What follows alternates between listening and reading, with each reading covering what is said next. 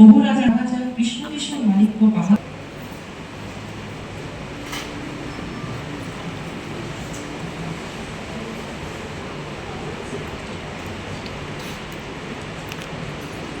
মিউজিকটা লাগবে।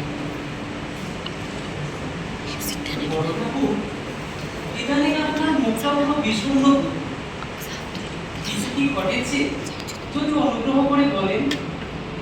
আপনি এই রাজবাড়ির বহুদিনের সদস্য, আপনার কাছে কি আর গোপন করব? সাঁওতাল জনগোষ্ঠীর আচমকা সীমান্ত আক্রমণে রাজ্যপাল স্থানান্তরিত হয়েছিল ঠিকই, কিন্তু এর পরিচালনা ঠিকমতো হচ্ছে তো? হে ঠাকুর, আমি বৃদ্ধ হয়েছি, আমার সব দিকে নজর না থাকলেও আপনার বাকি সভাসদের প্রতি আমি নিশ্চিন্তে বিশ্বাস রাখতে পারি। তারা প্রত্যেকেই নিজ নিজ কর্তব্যে অবিচল। তাই আপনারা আছেন বলেই তো আমি নিশ্চিত করে থাকতে পারি। তবে হে ঠাকুর, এসবের মধ্যে আমাদের একটা কথা ভুলে গেলে চলবে না। যদি কৃপা করে তাহলে বলুন। শারদে বিপুনন্দ বাতাসে কাশফুল আন্দোলিত হচ্ছে, জানান দিচ্ছে শারদীয় মহাপূজা যে আসন্ন। তাই আপনি ঠিকই বলেছেন। তবে হে ঠাকুর, আমরা যদি এই মুহূর্তে প্রস্তুতি না নিই তাহলে যে কোনো কিছুই করা সম্ভব হবে না। যথার্থই বলেছেন। ইতিমধ্যে নতুন দুর্গা বাড়িও প্রস্তুত হয়ে গেছে, তবে এই পুজোর দায়িত্বটা আপনি নিন। বাকি সভাসদরাও আপনার যথাযথ সাহায্য করবেন। হে ঠাকুর, আমি বৃদ্ধ হয়েছি, আমার শরীরটাও নিতান্ত দুর্বল হয়ে পড়েছে। দয়া করে এই দুর্বল শরীরটাকে আর কষ্ট দেবেন না। তাহলে মুক্তার, তুমি না হয় এই পুজোর দায়িত্বটা নাও। যথার্থ মহারাজ, তবে একটি সমস্যা আছে। সমস্যা? কি সমস্যা? নির্ভয়ে আমি তো দেশে নতুন, বঙ্গদেশে দুর্গাপূজার রীতিনীতি সম্পর্কে আমি জানি, কিন্তু ত্রিপুরা দুর্গাপূজার রীতিনীতি সম্পর্কে আমার অবগত নয়। নির্ভয় হোক, কারণ যে বসায় শোনে তাকে সভাসদরা আপনাকে যথাযথ সাহায্য করবে। যথার্থ মহারাজ। জি ঠাকুর, আপনি কৃপাপূর্বক মুক্তারকে রাজবংশের পূজার মাহাত্ম্য বর্ণনা করুন।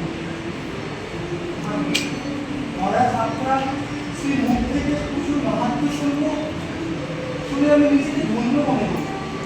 বেশ, আপনাদের ইচ্ছে করে পূর্ণ আমি বলছি। মালিক বংশে শ্রী দুর্গা পুজোর মাহাত্মের কথা মুক্তার তুমি ভালো করেই জানো যে শরৎকালে সারা বাংলায় দেবী দুর্গা পুজোর প্রচলন হয়ে আসছে। তবে মানিক্য রাজবংশ এর ব্যতিক্রম নয়। পূর্বপুরুষদের আমল থেকে বহু নিষ্ঠা বলে বহিঃসমুদ্রে এই পুজো হয়ে আসছে।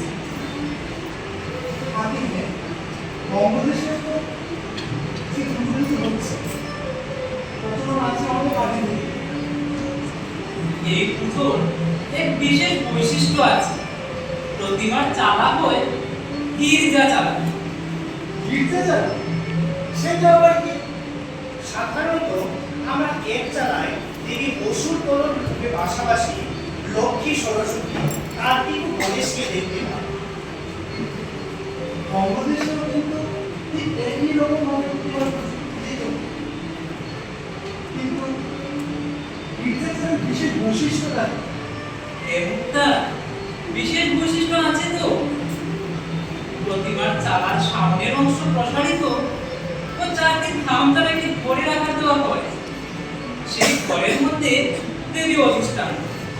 দেবীর ডানে থাকেন লক্ষ্মী আর কার্তিক, বামে থাকেন সরস্বতী ও গণপতি, পেছনে থাকেন মহাদেব আর তার দুই চেলা লক্ষ্মী ও ভিঙ্গি।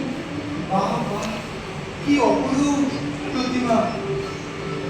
হ্যাঁ, এই রূপেই প্রতি বছর মানিক্য বংশে পুজোটা রাজ্যবাসীর কল্যাণ হয়ে আসছে। জয় মা ভগবতী, জয় দেবী ত্রিপুরেশ্বরী, জয় চতুর্দশ দেবতা। তাহলে পুঁজি মশাই, আপনি বাকি সভাসদরা মিলে মুখটাকে যথাযথ সাহায্য করবে। আপনার আদেশ শিরোধার্য ঠাকুর।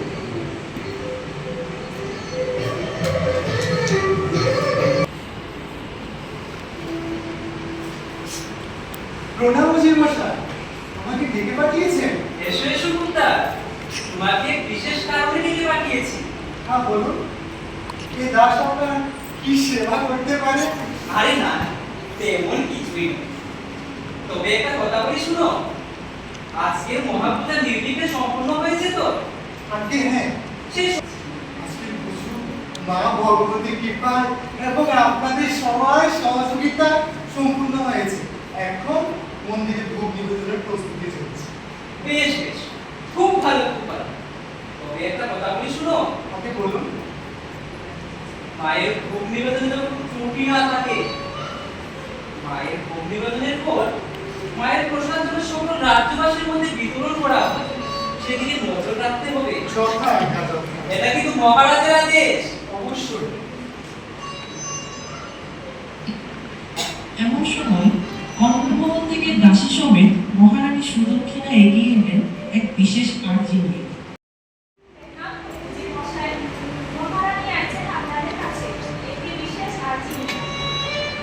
প্রণাম মহাদেবী, দাসের প্রণাম গ্রহণ করুন মা।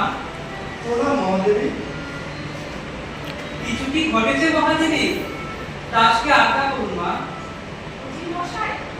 আজকে মহাপুজোর সময় মহারানী ভিড়ের পথে ছিপের হাওয়া থেকে মাটির চিহ্নগুলো দেখতে পাননি, তাই এখন ওনারে বলে আইলাম। এখন ওনারে মাকে দিয়ে তার বন্দোবস্ত করে দিন। সে কি দাসী? এতে সম্ভব নয়। সেটা সম্ভব নয়। এখন মন্দিরে মায়ের ভোগ নিবেদন হয়েছে, এখন সম্ভব নয় মায়ের দোষ। পরবর্তী সময়ে আমি দেখে দেবো মায়ের দর্শন তখন করিয়ে দেব। এখন আপনারা মাকে অন্দরে নিয়ে যান। মুক্তা মশাই, কিছু হবে না গো, অনুগ্রহ করে ব্যবস্থা করে দিন। এখন হবে না গো, মাকে আপনারা অন্দরে নিয়ে চলুন। মহাদেবী, রাজবাড়ির প্রথা অনুযায়ী দেবীর ভোগ নিবেদনের পর দেবী দর্শন নিষিদ্ধ। আপনি যদি এই মুহূর্তে দেবী দর্শনে যান, তাহলে যে ঘোর অনর্থ হবে। আমার উপদেশ যদি মানেন, তাহলে এই মুহূর্তে দেবী দর্শনে যাবেন না। কি হইতেছে কি মুক্তা? আমি এই মুহূর্তে দেবী দর্শনে যাই। কিন্তু মহাদেবী, পোতাবালি গেল না? মশাই, কি করবো আমি? ঠিক আছে, তাহলে আপনি নিয়ে যান মানে। আসুন মা, আমার সঙ্গে আসুন।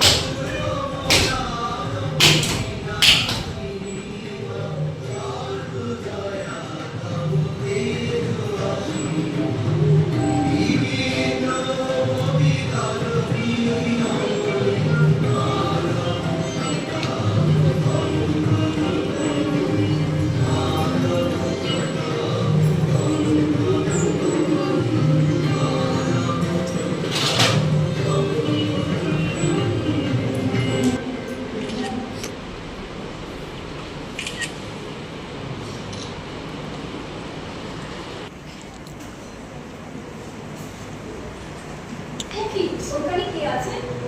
সে কি মহারানী? এসো এসো মহারানী এসো। ভাগ্যবতী নই বলতে তুমি তো রাজকুমার হতে পারে। ওমা মহারানী, আমি কখনো করবো না। সত্যি করে আমি তোমার পরিচয় কি? বিশ্বাস হচ্ছে না করে? ভালো করে দেখো, আমি সেই দেবী দুর্গা। না না না, অসম্ভব। কেন সম্ভব নয়? আমার মহাপূজা চলাকালে তুমি আমার দর্শন পাওনি বলেই তো ভক্তকে সশরীরে দর্শন দিতে আবির্ভূত হলাম। মা গো, তোমার এই আমার আর সহ্য হচ্ছে না মা। এই রাজন, আমি তোমার সকল দুশ্চিন্তার অবসান ঘটাতে এসেছি। আমার এই সৌভাগ্য না, স্বয়ং মহামায়া আমার সম্মুখে আবির্ভূত হয়েছে। হে মাধব, আদেশ করুন। রাজন, আমি তোমার ভক্তিতে তুষ্ট। এক বিশেষ কারণ হেতু আজ আমার আগমন। আদেশ করুন মাধব, করতে হবে আমার। সুদূর অতীতকাল থেকে আমি এই বংশে দশভুজা দুর্গারূপে পূজা লাভ করছি। তাতে আমি ভীষণ পরিতৃপ্ত। কিন্তু কিন্তু কিন্তু কি হে মাধব, কি অর্জুনের হাতে একটু ভুল ত্রুটি হয়েছে। ভক্তকে কৃপা করো মা। আমার দর্শন লাভের আশায় আজ মধ্যাহ্নকালে ভোগ গ্রহণের সময় রানী সুদক্ষিণা আমার মন্দিরে প্রবেশ করেছে। কিন্তু দুঃখের বিষয় হলো সে আমার দশভুজা দুর্গারূপ সহ্য করতে পারেনি। তাই তো সে অসুস্থ হয়ে পড়ল। আমি স্বয়ং রানীর হয়ে তোমার কাছে ক্ষমা চাইছি মা। আমি এই বংশের আদি জন্ম। আমার ইচ্ছে এই সমগ্র বিশ্ব চলে। ক্ষমা চাইছো কেন রাজন? ভুলের প্রশ্ন উঠছে না। তাহলে মাধব, রানী সুদক্ষিণা আমার পরম ভক্ত। তাই তো আমি তাকে সশরীরে দর্শন দিলাম। তাই আমার আদেশ, বলো মাধব, কি করতে হবে আমায়? আগামী বছর থেকে আমি এই বংশে কি পূজা মহিষাসুর মর্দিনী হয়ে পূজা লাভ করব। আমার দক্ষিণ হস্তে থাকবে ত্রিশূল, বাম হস্তে থাকবে সর্পপাশ, আর পদতলে থাকবে মহিষাসুর। তাই হবে মাধব, তোমার আদেশ শিরোধার্য। এইভাবেই আমি মানিক্য বংশ এবং সকল রাজ্যবাসীকে কল্যাণ করব।